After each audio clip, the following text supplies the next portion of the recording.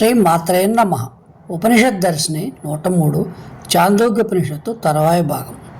8 అధ్యాయాలతో ప్రపాఠకాలతో 186 ఖండాలుగా ఉన్న ఈ ఉపనిషత్తు మొదటి ప్రపాఠకంలో 13 ఖండాలలో ఓంకారోపాసన, ఉద్గీతోపాసన, దాని విధానం, ఉద్గీతంతో ముక్తిని పొందే విధానం వివరించబడ్డాయి. మానవ దేహంలోని అవయవాలు, పంచప్రాణాలు, పంచభూతాలు అన్నీ ఓంకారమే అని, ప్రాణులన్నీ తమకు తెలియకుండానే ప్రాణాయామం, ఉద్గీతోపాసన చేస్తున్నాయని ఈ ఉపనిషత్తు విశదపరుస్తోంది. చాందోగ్యోపనిషత్తు ఉపదేశ ప్రధానమైనది. ఈ ఉపనిషత్తు ఇచ్చే మహత్తరమైన ఉపదేశమే తత్వమసి అనే మహావాక్యం. ఇక్కడ ఉపాసనల గురించి కొంత తెలుసుకుందాం. వేదహితమైన కర్మలను 2 విధాలుగా విభజించారు. అవి కేవల కర్మలు, ఉపాసనలు. ఉపాసన అంటే వేదం చెప్పిన ఒక ఆలంబనాన్ని ఆధారంగా చేసుకుని దాని మీద మనస్సును లగ్నం చేసే మరొక ధ్యాస లేకుండా చింతిస్తూ ఉండటం. మూఢంగా చేసే కర్మల కన్నా జ్ఞానంతో చేసే కర్మకు, అంటే నిరంతర చింతనకు, అంటే ఉపాసనకు ఫలితం ఎక్కువ ఉంటుంది. ఈ ఉపాసనలో 3 స్థాయిలు ఉన్నాయి. ఒకటి కర్మోంగోపాసన, రెండవది దేవతోపాసన, మూడవది బ్రహ్మోపాసన.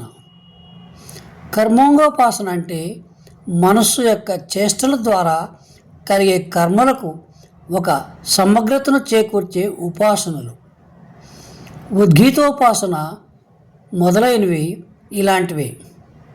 వీటిలో కేవల కర్మ అనేది సాధకుని మనసుకు ఒక రకమైన శిక్షణ ఇస్తుంది. కర్మోంగోపాసన సకల విధాలైన పాపాలను ప్రక్షాళన చేస్తుంది. దేవతోపాసన అంటే ఆదిత్యుని, హిరణ్యగర్భుడిని మొదలైన దేవతామూర్తులను మనసులో ధ్యానిస్తూ మంత్రపూర్వకంగా హోమాది కర్మలు నిర్వర్తించడం. దేవతోపాసన అభ్యుదయాన్ని చేకూరుస్తుంది. దేవతలంటే ఎవరో కాదు, ఈశ్వర చైతన్య విభూతులే. అనంత శక్తి సంపన్నమైన ఆ పరమాత్మని చైతన్య సాగరంలో ఏ ఒక్క శక్తి తరంగాన్ని ఎన్నుకొని ధ్యానించినా ఆ మేరకు ఫలితమిస్తుంది. ఇది దేవతోపాసన. మూడవది బ్రహ్మోపాసన. ఇది సగుణ సాకార బ్రహ్మోపాసన, నిర్గుణ నిరాకార బ్రహ్మోపాసన అని 2 విధాలు. ఈ సగుణ సాకార బ్రహ్మోపాసన క్రమముక్తిని ప్రసాదిస్తుంది. ఇక్కడ బ్రహ్మతత్వం అనే దానిని సగుణం, సాకారం అనగా బ్రహ్మ, విష్ణు, మహేశ్వరుడు మొదలగుగా భావన చేస్తాడు సాధకుడు. గుణాలు లేకపోతే అది ఉపాసకుడికి మనసుకు అందదు. కర్మలన్నిటికీ ప్రయోజనం చిత్తశుద్ధి అయితే ఉపాసనల యొక్క ప్రయోజనం చిత్తం యొక్క ఏకాగ్రత.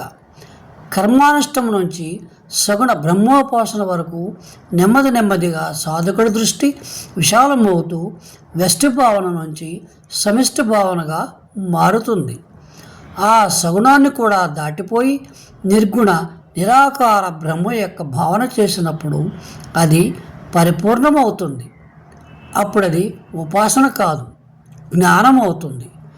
ఈ కర్మ ఉపాసనను రెండింటినీ మొదటి 5 అధ్యాయాల్లో వర్ణించి వాటికి లక్ష్యమైన ఆత్మజ్ఞానాన్ని 6, 7, 8 అధ్యాయాలలో వివరించారు.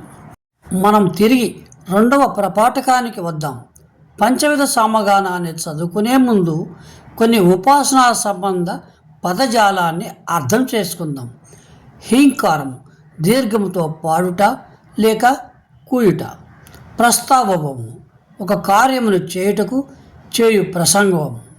ప్రసంగము ద్వారా కొనియాడడం. ఉద్గీతము ఓంకార అనుష్ఠానమును అనగా గానమును ప్రాణమును ఆధారముగా చేసుకొని చేయటం. ప్రతిహారము ఎవరైతే వారు నూతనముగా వచ్చి వారిని అడ్డగిస్తారు. నిధనము ధన సంబంధము లేనిది, దీనివలన ధనము పోవును కనుక అది నిధనము. ఇవే 5 విధాలైన సామగాన పద్ధతులు. సామగానముతో అర్థిస్తున్నారని ఎవరైనా చెబితే వాళ్ళు సద్బుద్ధితో గానము చేస్తున్నారు. ఈ గాన శ్రవణము మనకందరకు పుణ్యప్రదము అని అర్థము. వచ్చే భాగంలో పంచవిధ సామగానాన్ని ఊర్ధ్వలోకాలుగాను, అధోలోకాలుగాను, వర్షముగాను, జలముగాను, ఋతువులుగాను, పశు సంతతిగాను, ప్రాణులుగాను భావించి ఏ రకంగా చేశారో తెలుసుకుందాం. సశేషం. శుభం భూయాత్.